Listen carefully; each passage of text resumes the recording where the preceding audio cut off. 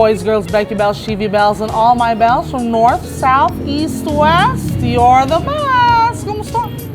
Kumusta? Kumusta? Kumusta? Andito tayo ngayon sa Ngoyong Queen de Cebu sa Tisa, Labangon. Dito kami magdi-dinner ngayon, guys. Itong Tisa, famous sila para sa siomai sa Tisa. O sikat kayo ng siomai sa Tisa dito sa Cebu.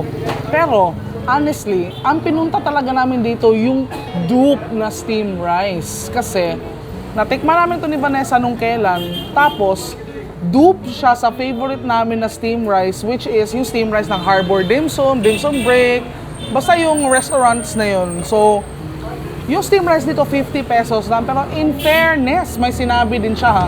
So, naisip ko, kakain ba ako ng steamed rice na almost 100 at isa lang makakain ko? Or, kakain ako ng dalawa, tas 100 pesos lang.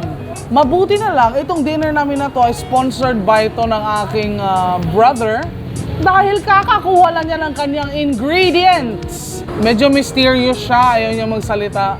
Mysterious siya today, pero in fairness, siya yung pinakamadaldal naming lahat. Hintayin muna namin yung food, guys. Samahan niyo kami.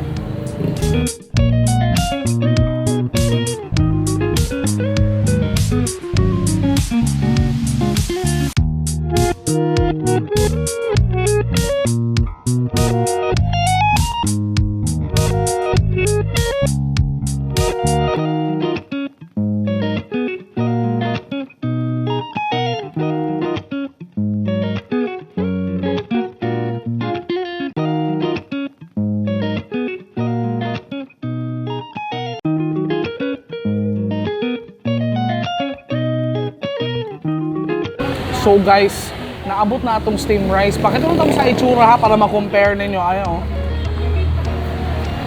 In fairness. Siyempre, di na siya kumplito kung walay nguyong og siomai. So naapod ko yung nguyong og siomai. Ato sa i-mix para fighter kay ba? So far, ako mga kuyog, giganahan. Pasado raman nila. Game. Humot po siya.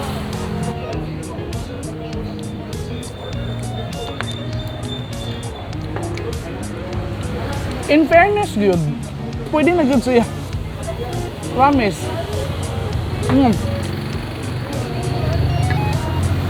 Ang namulong. Nagustuhan talaga nila, in fairness.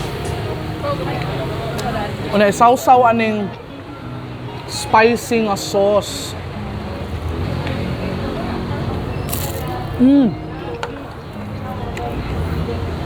Sarap, diba? Mata siomai.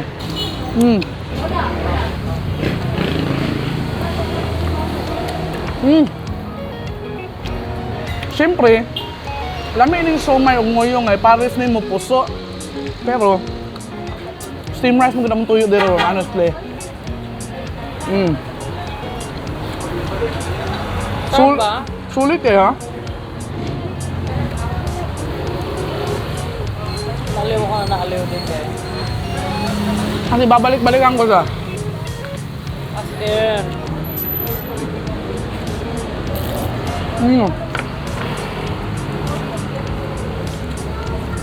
So sabi ng kapatid ko, meron pa daw isa na parang nagtitinda rin ng dupe na steamed rice na masarap din. So, tatry din namin yun. Actually, ilang kaya nabibenta ng ganyan dito sa Cebu, no? Na mga dupe steamed rice.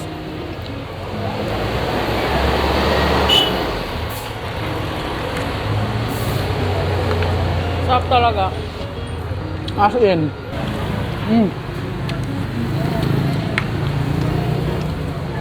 Nakakabitin.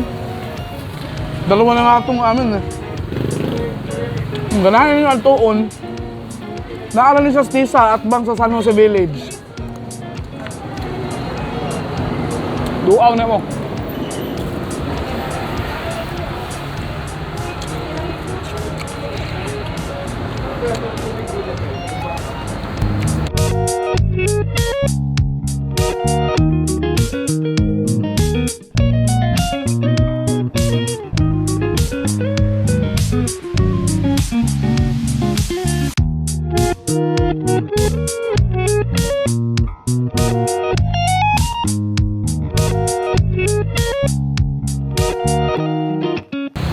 Grabe, busog na kami. At halatang halata naman kasi tingnan nyo yung damage. May aksidenteng naganap.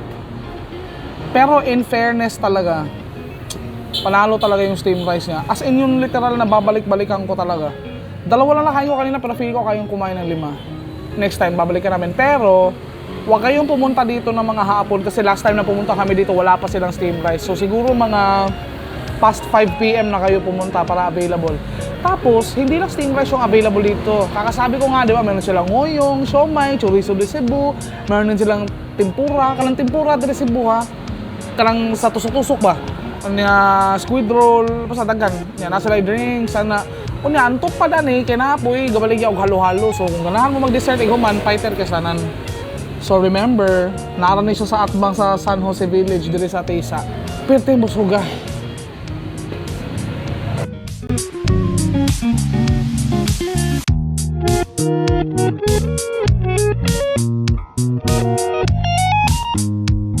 Pauwi na kami guys. Super busog pero super sarap. Oh my gosh. Babalik kami doon agad. Agad-agad. Diba? Busy sila.